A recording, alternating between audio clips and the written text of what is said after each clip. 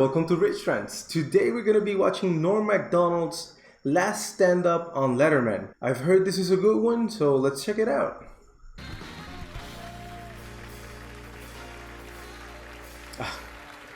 Ladies and gentlemen, this is something exciting. Our next guest made his stand-up debut. I did not remember that. This man began his television... So his debut was in May 9, 1990. I wasn't even born. It's been a while. Stand-up debut with us 25 years ago. Didn't know that. I didn't know that. Very talented actor. Nobody funnier. Ladies and gentlemen, Norm Macdonald. You can agree with that, because Norm Macdonald he's a special one.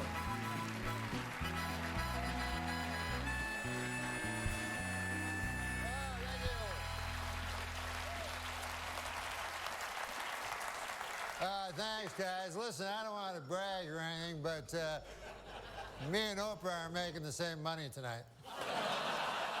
Wow. That's a lot of money. The show has loosened up considerably. I noticed I was watching Oprah and Dave talking about weed and booze. And I don't do either of those. The hardest drug I ever did, LSD. And I remember I was a kid, I was like 16, and I remember they warned me, they said, hey, you gotta be careful with that LSD on account of you can get a flashback. 10 years can go by, 20 years, 30 years, and a flashback will happen. So I thought, hey, that seems like a good deal.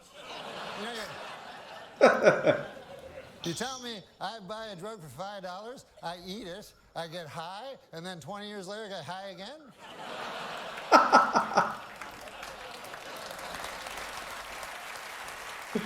Worth it. That's not the point. I like to stretch my drug dollar. The point is this. 10 years have passed, 20 years have passed, 30 years have passed, and no flashbacks. What a jip that turned out to be. Just more horse by the big acid companies, that's all it is. I love his style. I always love when he just says, like, hey, and just starts a joke. You know that something good's coming from that. And then when he does the ha!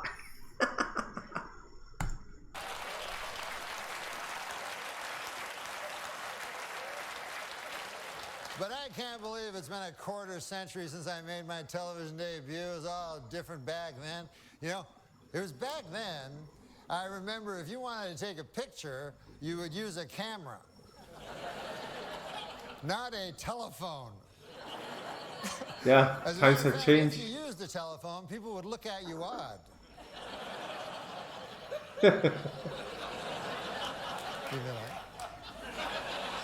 Just those awkward pauses, man. It's a style that no one else has. Pictures of you way back, you know, where they pulled that thing and exploded and stuff. I got a picture of my great-grandfather. The thing took 6 hours to take your picture, and there's a picture of my great-grandfather, one. Every guy had one picture back then. And it was the same pose, the same face. Him, like, yeah, exactly. I gotta get back, feed them hogs. Who's gonna feed the hogs? Why is that so specific? Somebody gotta feed them hogs. Now, in the future, of course, it'll be different. 50 years from now, people will be going like, hey, you want to see 100,000 pictures of my great-grandfather? Selfies are the norm. I got him right here, plus everything he did every day of his life. Exactly. How times change, man. Hey, this occurred to me today. ID. And it's not only that. I mean, what are your daughters and granddaughters gonna think when they look at your pictures when you were young and you see this men and women using the dog filters, sticking their tongues out, putting freckles on? it's gonna be really weird when you're looking back and those are the only pictures that you have of your granddad or grandma. It, for me, it would be awkward. D, which I had to show it again, it No. occurred to me today. ID, which I had to show it again. There's a strange abbreviation when you think about it. I is short for I. And then D is short for dentification.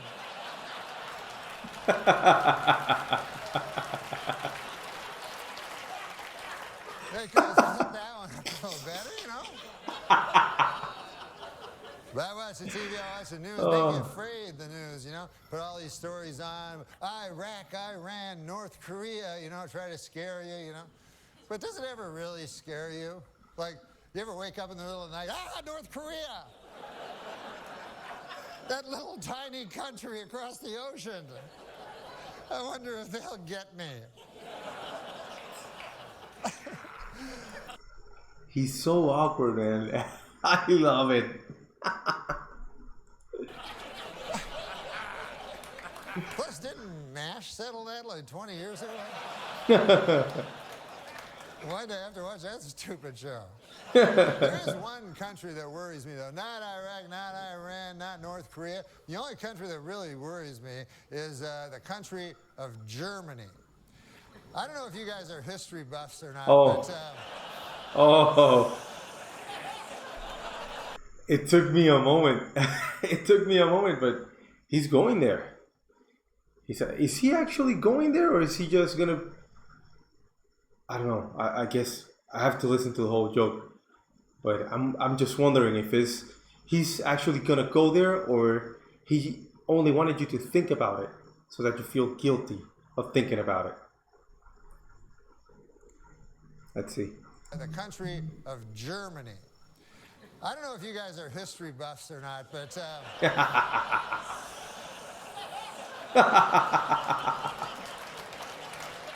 in the early part of the previous century, Germany decided to go to war. And who did they go to war with? The world. That had never been tried before.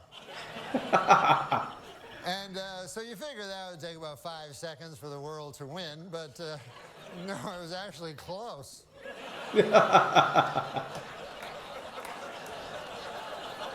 Oh, man. Then about 30 years pass, and Germany decides again to go to war, and again it chooses as its enemy the world. And this time they have that guy, Schrankly, Crankly, that guy, and I'm not even going to dignify him. Hashtag Scrankly Clankly. That's how we're going to be calling him from now on. Scrankly Clankly. I can't even pronounce it. What am I doing?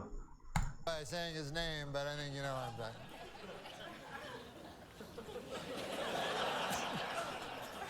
But you'd think at that point the world will go, listen, Germany, here's the deal. You don't get to be a country no more on account of you keep attacking the world.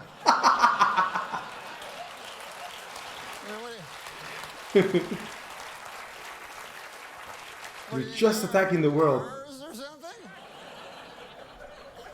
You think you're Mars or something? Listen, folks, this will be my last time on the David Letterman show, I understand. And you guys, we all know that David Letterman was the greatest talk show host who ever lived. But I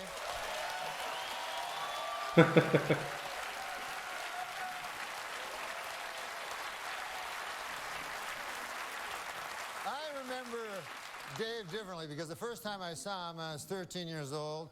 I was living in...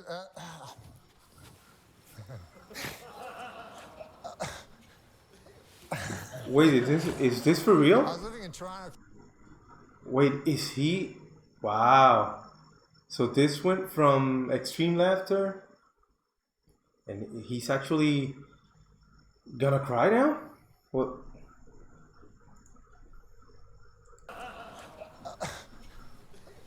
Oh, come on.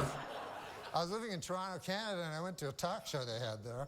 And David Letterman was the stand-up comedian on the show. And I loved stand-up.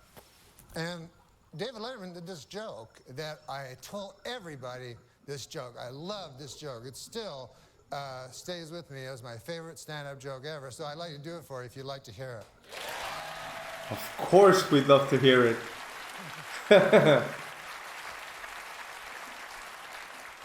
Because I was on the street the other day and I saw a garbage truck, and on the back of the garbage truck there was a small sign that said, "Please do not follow too closely." Another of life's simple pleasures ruined by a meddling bureaucracy, ladies and gentlemen.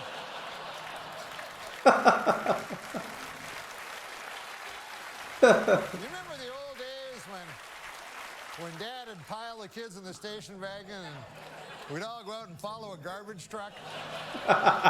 Of course, because that's something everyone I'd does. just like to say, I know that Mr. Letterman is not for the mawkish, and he has no truck for the sentimental. But if something is true, it is not sentimental. And I say in truth, I love you. Oh my God! Oh my God! Oh my God! Come on, that's actually really sad.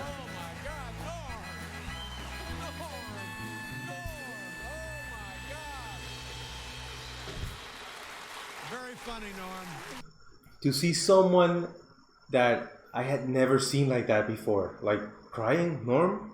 I've always seen him with that grin, with that malicious grin, just waiting for someone to say something or react to a joke he did or anything like that. But like this, no. This is a first. And thank you for everything. Thank you. Norm Macdonald, ladies and gentlemen. That was very sweet, Norm. Good night, everybody. Oh man, that was a really cool stand-up. I mean, it was surprising because it was very funny, the whole bit, and then I wasn't really expecting to see Norm react like that when giving praise to David Letterman. It was really surprising, I have to admit. But yeah, this was a good video. It was a suggestion from a friend of mine, and I hope you guys enjoyed it. Remember to like, comment, subscribe to the channel, the notification bell so that you can receive the alerts when new videos come up. And that will be all for today. Have a good one.